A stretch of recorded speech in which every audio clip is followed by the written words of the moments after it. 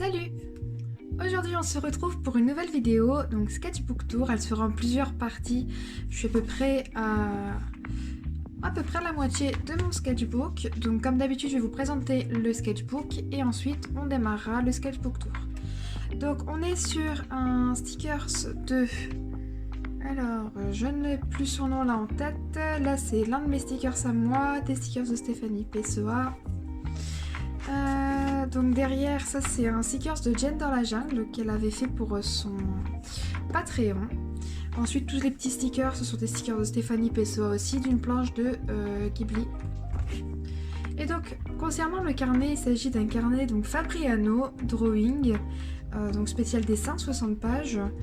N'hésitez pas à faire pause et à prendre toutes les informations qui vous intéressent sur le carnet. Alors, je l'ai commencé le 18 mai 2022. Tous ces stickers là que vous voyez, ce sont des stickers aussi de chez Stéphanie Pessoa, dont certains de son Patreon également. Et celui-là c'est le mien. Voilà, il est holographique. Donc on commence avec cette page que j'ai d'ailleurs fait lors d'un live sur TikTok. Donc sur le thème de Panda. Et de la Chine. Là pareil, ça c'est un de mes stickers également. Là ce sont également des stickers de cet artiste là. J'ai plus son nom en tête. Bon, je vous mettrai ça de toute façon sur l'écran. Donc ça c'est fait à la gouache. Ça c'est fait à l'aquarelle. Ça pareil, stickers de chez Stéphanie Pessoa. Et ça en fait c'est un arbre qui est juste devant ma fenêtre de là où je dessine. Et j'aime beaucoup cette peinture. On dirait presque de la gouache. Et en fait, c'est de l'aquarelle, j'aime beaucoup. Là, pareil, on reste sur de l'aquarelle, mais de l'aquarelle tellement concentrée que ça fait un effet de gouache que j'aime beaucoup.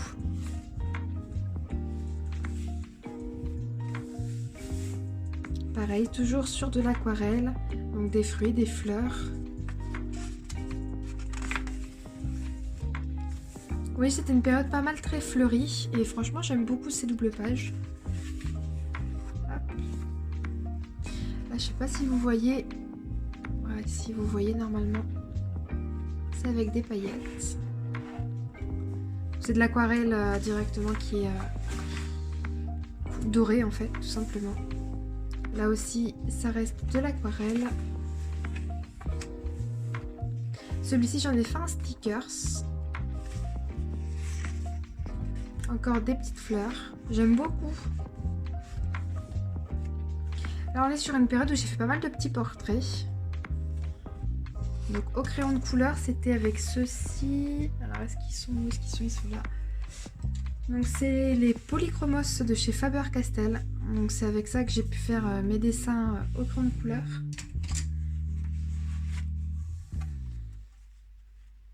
Ça, c'était pour une petite vidéo pas à pas sur TikTok. J'ai essayé de me mettre un petit peu au doux de l'art. J'ai voulu essayer des feutres de chez Action. Et j'ai une mouche qui m'énerve. Bon, c'est bon. Hop, ça pareil, au crayon de couleur. Et ça c'est au crayon de couleur aquarellable. Et j'ai rajouté des petites...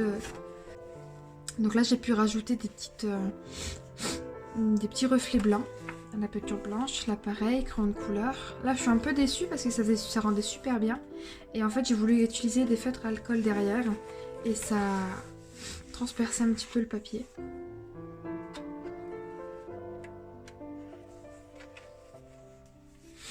Là encore des portraits. Ça me demandait pas. Encore des portraits. J'aime vraiment beaucoup celui-ci. Il est vraiment très mignon.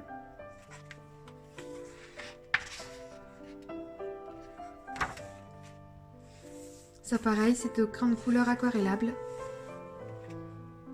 Pareil, crayon de couleur aquarellable. Alors c'est pas papier fait spécialement pour supporter l'eau, hein, mais bon, j'aime quand même bien le rendu. Là, on est sur de la gouache. Là, je sais pas si vous allez très bien voir.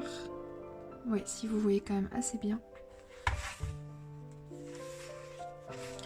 Là, pareil, crayon de couleur. J'adore sa tête à lui.